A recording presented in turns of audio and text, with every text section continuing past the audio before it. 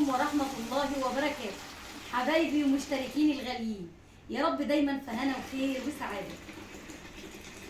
كل المشاكل اللي هتقابلنا النهارده في المش ان شاء الله باذن الله هنحلها مع بعض. المش حادق، المش مر، المش خفيف، المش فاصل، المش بياكل الجبنه، الكلام ده كله. المش عمل طبقه عفن من فوق. حل بسيط قوي قوي قوي وسهل ان شاء الله باذن الله لعشاق المش بقى، واللي عندهم مش حبيبه قلبي الغاليه اللي سالتني طبعا ما اقدرش ما اعملكيش فيديو. انت حبيبتي، تعالوا كده ندخل على الفيديو ونشوف هنعمل ايه. بصوا بقى المش بتاعنا. اول حاجه بسم الله ما شاء الله، بصوا هو عامل ازاي، تقيل ازاي، انا قايده عليه النار. ماشي، المش بتاعنا حادق، المش بتاعنا خفيف، طعمه ممرر شويه يا شيماء. هنا كمان شايفين المنظر، بصوا المش بسم الله ما شاء الله. طبعا ما فيهوش الجبنه، المش دلوقتي فاضي اهو. معايا ايه؟ معايا كيلو حليب. هنعمل في الكيلو الحليب ده ايه؟ هننزل هنا كده اهو، مش غاليه ولا اي حاجه لان هو هيغلي على الايه، هيغلي دلوقتي كله في بعضه. وبقيته هنا اهو، شايفين القشطه بتاعته والرايب اللي فيه. بصوا بصوا في الحله اهو، شايفين كل دي قشطه اهي.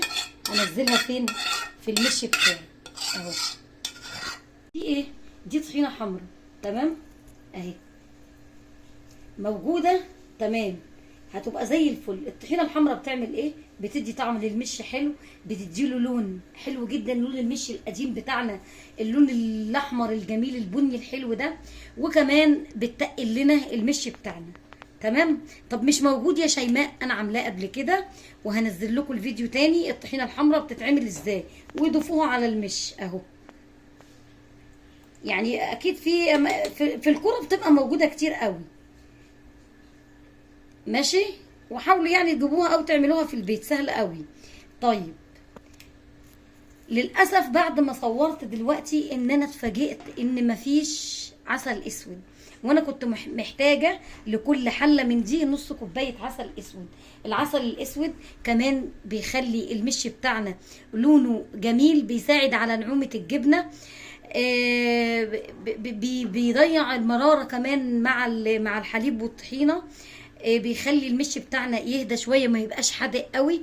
يعني كل ده هيخلي، وكمان ما يعفنش. لو في طبقه عفن في المش او اي حاجه من الحاجات دي ان شاء الله مش هتبقى فيه. واهم حاجه كمان الميه يا جماعه، لما تيجي تجيبوا بمعلقه او اي حاجه، ايدينا ما تكونش مبلوله، ما يكونش فيها ميه. المعلقه اللي هتجيبوا بيها المش عشان الدود كمان والقرف ده ما يبقاش فيها ميه. والجردل او الزلعه هنعين فيها المش لازم كمان تبقى نظيفه جدا ومتعقمه ومتظبطه. واهم حاجه في كل الموضوع اللي انا بتكلم فيه ده هي الشمس. المش طول ما هو في الشمس بيلف وبيتقل وبيبقى نظيف وزي الفل، وكمان بيتقل جدا. بصوا اهو، هنسيب كل الجماعه دول يغلوا مع بعض، وبعد ما يغلوا هنرجعهم الجردل بتاعهم ونوريكم. بصوا بقى يا جماعه، بداوا يغلوا. اول حاجه انتوا شايفين اللون ده، انا زودت شويه شطه كمان. يعني مثلا على كل حله كده حطيت معلقه شطه صغيره. ماشي، شايفين اللون ده؟ اللون ده من الطحينه الحمراء، الطحينه الحمراء. ويا سلام زي ما قلت لكم، لو على كل حله من دي كده نص كوبايه عسل اسود. حتى لو المش بتاعك فاصل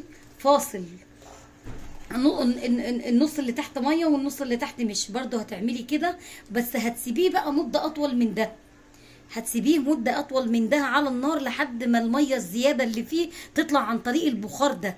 ماشي، احنا هنسيب دول بتاع تلت ساعه على النار يغلوا كده، وبعدين نسيبهم يبردوا خالص ويهدوا، وبعد كده نطلع نعملهم مع بعض. يعني بتاعنا المش هدي كده شويه. على فكره ريحته رهيبه بجد. ليه بقى؟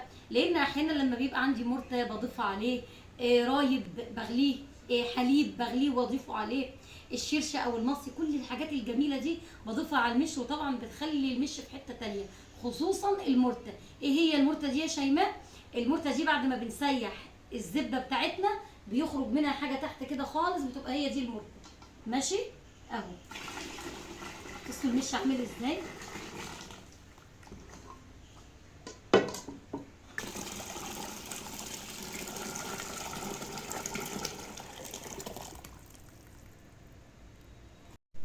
المش اهو هنركنه بقى كده. انا بعين المش بتاعي فين؟ في البلكونه. الشمس ثم الشمس ثم الشمس. هفضل اقول لكم يا جماعه، الحاجه الوحيده اللي بتخلي المش بتاعنا جميل وما فيهوش اي حاجه وحشه، وبتمشي اي حاجه وبتفور المش كده وتخليه يلف ويتقل، هي الشمس. تمام.